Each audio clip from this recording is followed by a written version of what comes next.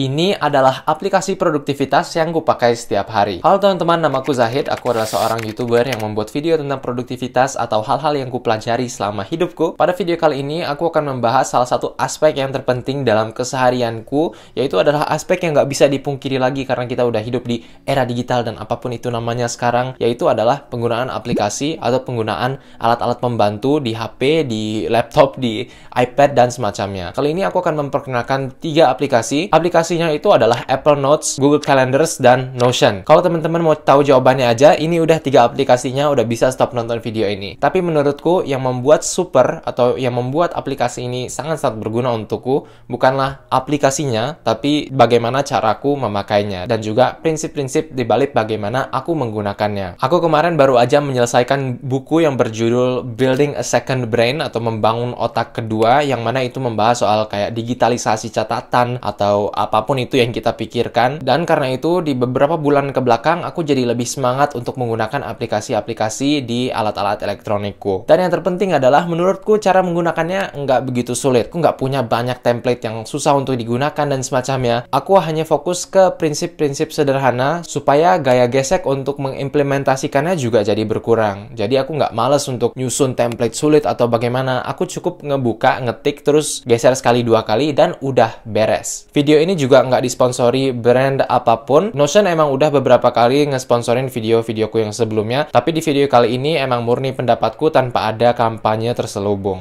Langsung aja kita terjun ke aplikasi pertama, yaitu Apple Notes. Nah, Apple Notes ini sebenarnya bisa notes apapun. Yang penting maksudku dengan Apple Notes ini adalah aplikasi notes yang udah standar ada di bawaan HP atau alat elektronik yang kita punya. Menurutku Apple Notes tetap sedikit lebih spesial daripada banyak aplikasi notes bawaan lainnya, yaitu karena kalau misalnya kita punya barang Apple lain, ini jadi terintegrasi banget. Kita ngetik di iPhone, itu bakal langsung terupdate di iPad dan MacBook secara real time. Kita ngetik di MacBook, nanti kita cek di iPhone, itu udah terupdate juga. Jadi inilah yang membuatnya sangat-sangat super. Jadi kalau misalnya kita katakan lagi ada di dalam bus, kan nggak mungkin kita ngeluarin laptop dan ngetik atau ngeluarin numpahin ide kita di sana. Jadi yang kita bisa lakukan adalah tulis aja dengan HP, nanti di rumah kita bisa percantik atau kita bisa update lagi atau kita bisa perdalam lagi apa ide yang tadi kita tulis. Nah, kayak yang teman-teman lihat sekarang, ini adalah layar iPad-ku. Tapi sebenarnya layar ini juga yang aku lihat di laptop dan HP-ku. Jadi caraku untuk organize Apple Notes seperti ini. Yang pertama, di sini ada 5 folder menurutku yang terpenting, yaitu folder Notes, Projects, Areas, Resources, dan Archives. Untuk Projects, Areas, Resources, dan Archives ini aku ambil dari buku Building a Second Brain yang tadi udah sempat aku sebutin. Tapi intinya adalah Projects ini adalah hal-hal dengan deadline yang immediate atau deadline-nya itu jelas kapan dia harus selesai, kapan dia harus dikumpulkan, dan semacamnya. Jadi di Projects ini teman-teman bisa melihat berbagai macam hal yang sekarang sedang aku jalani yang projectnya sedang berlangsung. Kayak misalnya di podcast, di sini ada beberapa skripku, terus juga di sini ada draft YouTubeku, atau aku mungkin nggak praktekin seagresif itu juga, jadi ini lebih ke hal-hal yang sekarang sedang berlangsung di hidupku. Terus aku juga punya folder Areas, di mana di sini adalah hal-hal atau tema-tema yang berulang kali datang kembali di hidupku, kayak misalnya keuangan, belajar memasak, dan semacamnya. Ini nggak punya deadline yang jelas, tapi ini adalah tema-tema yang kerap kali bermunculan di hidupku. Jadi emang nggak ada deadline yang memaksaku untuk menyelesaikannya, tapi dia pasti dalam satu waktu atau lainnya ada di keseharianku. Nah, itu masuk ke folder Areas. Terus yang berikutnya, aku punya folder Resources. Yang Resources ini simpelnya adalah apapun yang nggak masuk ke kategori Projects atau Areas. Jadi misalnya dia nggak Projects, dia pasti masuk ke Areas. Terus kalau misalnya dia juga bukan Areas, dia bakal masuk ke Resource. Ini juga bisa dipikirkan sebagai sumber-sumber kita untuk hal-hal lain yang sedang kita kerjakan.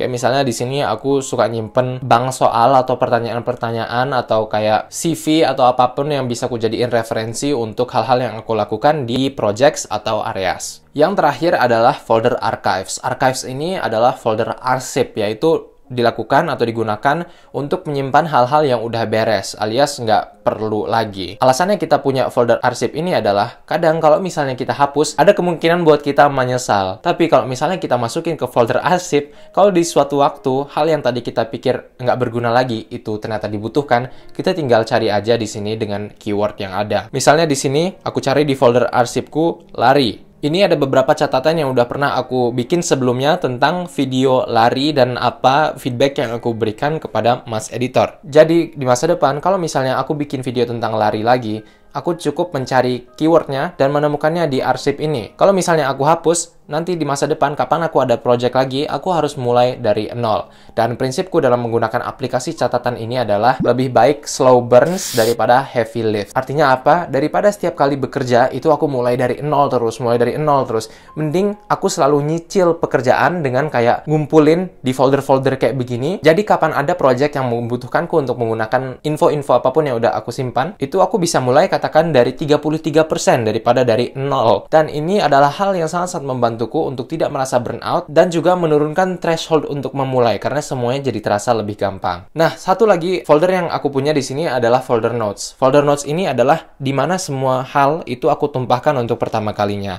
Jadi meskipun aku punya 4 folder lain, pas aku pertama kali mikir atau punya ide, semuanya itu masuk ke folder notes dulu dan bukan ke folder 4 tadi. Ini kenapa? Karena di saat kita berpikir itu bukanlah saat yang tepat bagi kita untuk mengkategorikan catatan ini masuknya kemana. Lebih baik kita tuh kayak ngasih jarak dulu supaya nanti kita bisa pikir lebih jernih lagi dan mengkategorikan sebenarnya yang ini tuh masuknya kemana. Karena bagiku seringkali pas aku harus mikir catatan ini tuh masuk kemana on the spot, aku jadi males karena lebih banyak waktu mikirin catatan ini tuh masuk kemananya daripada dengan hal-hal yang benar-benar aku butuhkan. Kayak misalnya aku punya ide, yang penting aku lakukan untuk pertama kali adalah menangkap idenya terlebih dahulu. Jadi kayak misalnya di sini kemarin aku ada ide untuk script tips solo travel. Itu daripada aku mikirin ini masuk ke folder mana dulu, aku tumpahin aja semuanya di folder notes. Nah, nanti biasanya setelah sekitar 1 minggu atau kapanpun itu, baru aku rapihin folder notes ini dan aku menggeser isinya ke folder-folder yang dimana ia sebenarnya harusnya berada. Jadi katakan untuk tips solo travel ini adalah draft buat video YouTube. Jadi aku bakal menggesernya ke folder draft video YouTube. Adobaisu ini yang aku tulis dalam bahasa Jepang ini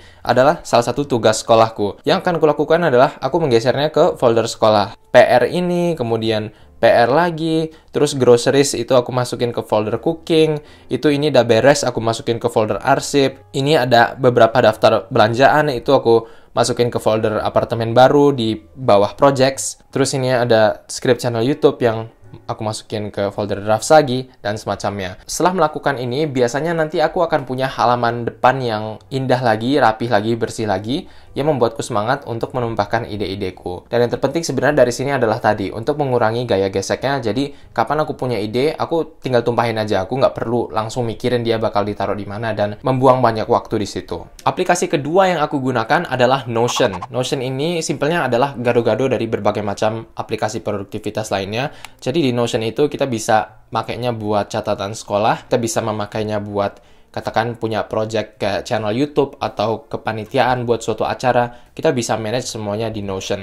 Aku sendiri udah pakai Notion cukup lama, sekitar 3 tahun sekarang, dan beberapa kali mereka juga mensupport atau mensponsori channelku untuk ngebahas tentang Notion. Kali ini videonya nggak disponsori Notion, tapi aku emang adalah orang yang pengguna Notion, mau disponsori atau enggak, karena menurutku emang sebagus itu. Kayak misalnya teman-teman di sini bisa melihat di Notion ini, biasanya aku menggunakannya untuk catatan sekolah yang lebih kayak ke catatan lecture seperti itu. Kalau misalnya di Apple Notes itu cenderung kayak ke ide-ide atau hal-hal yang kayak muncul secara spontan, dan aku pengen memastikan bahwa dia nggak hilang dan suatu saat nanti aku bisa kembali ke dia, atau kalau misalnya suatu saat aku ada project, aku tahu mencari referensinya kemana. Nah, itu biasanya ke Apple Notes. Lebih ke hal-hal yang spontan dia muncul dan aku pengen menangkapnya, dia masuk ke situ. Cuma kalau Notion ini lebih kayak ke hal-hal yang sistematis. Alias katakan buat sekolah atau buat channel YouTube. Nah, aku tunjukin dulu untuk yang sekolah. Ini katakan aku ada folder universitas untuk semester 2. Di sini aku nulis catatan per minggu. Jadi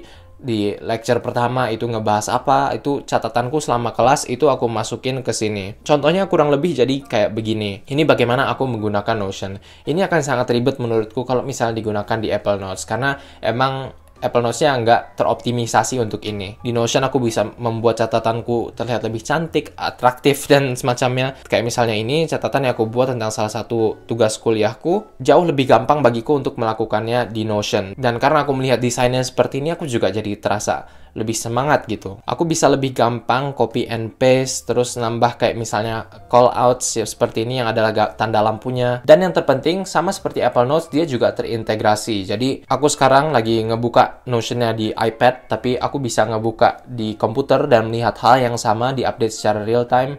Di HP juga seperti itu. Aku milih Notion daripada katakan file Word atau Google Docs dan semacamnya, karena menurutku yang pertama, kalau Word, kalau misalnya dia nggak kita simpen secara online, kita harus bergantung pada satu device. Katakan kita menggunakan Word untuk perkuliahan yang kita ketik semuanya di laptop. Nanti kapan kita nggak ada laptop, mana tahu kita kelupaan atau kita nggak kepikiran bahwa laptop akan dibutuhkan, dan ternyata catatan kita diminta, kita jadi nggak bisa ngapa-ngapain karena semua catatannya ada di laptop dan laptopnya ditinggal di rumah. Tapi kalau misalnya di Notion, kita ninggalin laptop atau tablet di rumah, kita nanti tinggal buka aja catatannya di aplikasi Notion yang ada di HP. Ini juga apa yang kugunakan untuk Active Projects, yaitu adalah video-video untuk video YouTubeku, untuk podcast, hal-hal seperti itu. Kayak misalnya di sini ada fitur Kanban board namanya yang sangat suka aku gunakan. Jadi ini bisa aku geser-geser suatu ide dari tergantung sama prosesnya atau stage di mana dia berada saat ini. Kayak misalnya di sini ada cara jadi YouTuber di tahun 2023. Nanti kalau misalnya naskahnya udah beres, itu akan aku masukin ke folder siap direkam, dan kalau misalnya udah aku masukin ke folder siap direkam, nanti dia akan masuk ke folder editing, dan nanti editorku akan nge-update di sini sampai akhirnya dia udah masuk ke folder posting terjadwal, dan kalau udah diposting akan masuk ke bagian sini yang udah diposting. Menurutku apa yang ditawarkan Notion ini sangat-sangat beragam, sangat-sangat versatile, aku sangat-sangat suka, dan aku juga punya banyak teman-teman yang suka bikin kayak template-template estetik untuk Notion. Jadi kalau teman-teman butuh visual yang indah dan semacamnya, pengen warna-warni, pengen ada gambar ini itunya, pakai font yang lucu-lucu, Notion ini bisa juga melakukan itu. Aku sendiri lebih besar ke fungsinya, alias menurutku kadang aku jujur merasa bahwa kalau cantik-cantik, mempercantik catatan itu membuatku terasa capek. Jadi menurutku asal dia ada di situ dan aku tahu gimana cara makainya, itu udah cukup untuk kebutuhanku dan aku hentikan di situ saja. Aku juga memakai Notion ini untuk hal-hal lain yang butuh dokumentasi atau kayak segmentasi yang lebih jelas, kayak misalnya payroll untuk tim YouTubeku, alias kayak gaji yang harus dibayarkan per bulan, nyimpan invoice, nyimpan keperluan-keperluan finansial dan semacamnya, data-data itu ada di sini. Jadi kapan dibutuhkan, ditanya rekeningmu berapa atau Swift code untuk banknya apa, itu bisa aku temukan di folder payroll tadi. Terus kalau misalnya scholarships, itu mungkin kalau di Apple Notes aku bisa ngedaftarin ABCDE mau beasiswa apa aja. Tapi kalau di Notion aku bisa mengembangkannya lagi. Jadi daftar scholarshipsnya apa aja, dari negara apa aja yang dibutuhkan, dokumen-dokumennya itu bisa aku masukin ke database yang kayak bisa aku langsung lihat di satu halaman gitu. Dan karena alasan tadi dan banyak alasan-alasan lainnya, kayak misalnya sekarang Notion yang udah punya AI, fun fact, tadi tuh aku agak stuck di ide mau bikin video apa, terus aku coba di Notion, ada sekarang namanya Notion AI, jadi semacam chat GPT tapi udah built-in, terbangun di dalam Notion-nya. Aku bingung mau cari ide video YouTube apa, aku cari di Notion, brainstorm ideas on YouTube videos for productivity. Terus tahu-tahu muncul dalam beberapa detik 5, 10, 15 ide. Jadi mungkin kedepannya teman-teman mungkin nggak bisa bedain mana yang ideku dan mana yang ide Notion.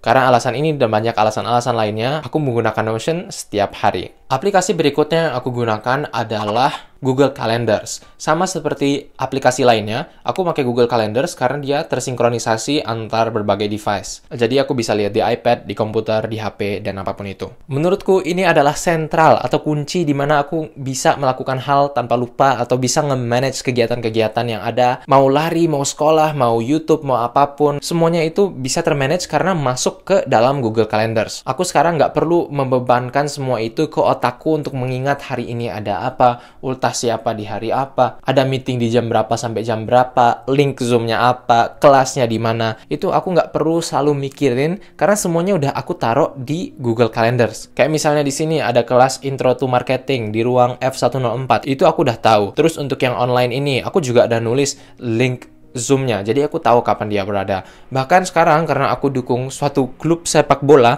aku bisa ngeintegrasiin jadwal dari website ke kalendernya. Jadi sekarang aku tahu kapan timnya main. Jadi aku tahu kapan aku bisa nonton, kapan aku harus begadang, kapan aku harus set alarm, kapan aku sebaiknya skip. Itu aku bisa tahu karena ngelihat dari jadwal ini. Sekarang jadwalnya emang terlihat kosong karena aku barusan ngebaca buku yang judul 4,000 Weeks, yang salah satu ide yang diberikannya adalah bagaimana kita harus lebih oke dengan waktu kosong. Jadi sekarang aku sedang mencoba untuk memberikan slot-slot kosong atau waktu putih atau blank space di kalenderku. Jadi makanya agak terlihat sepi selain dari hal-hal yang wajib untuk aku lakukan. Tapi dulu ada masa di mana aku lebih agresif dengan produktivitasku. Teman-teman lihat dulu berapa warna-warninya kalenderku, penuh dengan berbagai macam kegiatan, meeting, belajar bahasa, pekerjaan, nonton bola, dan semuanya itu masuk ke dalam kalenderku. Zaman sekarang menurutku menguasai cara pakai Google Calendars yang sebenarnya juga nggak susah-susah amat.